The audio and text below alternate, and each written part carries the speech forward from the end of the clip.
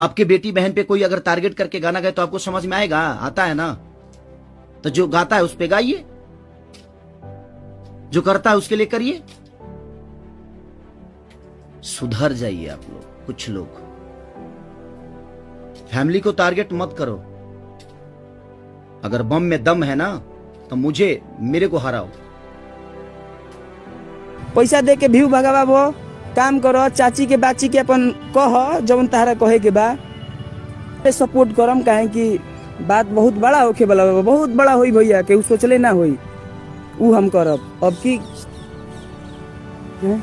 सुबह से खाया नहीं, रीजन कि मैं एक पिता भी हूँ, एक इंसान के नाते एक पिता भी हूँ, एक कलाकार के नाते एक पिता भी हूँ। मेरे साथ एक परिवार भी है, मेरा फैमिली भी है। मैं अपने फैमिली के लिए बड़ा सक्रिय रहता हूँ। मैं जितना ईमानदार अपने फैमिली के लिए हूँ उतना ही मैं अपनी जनता के लिए हूँ।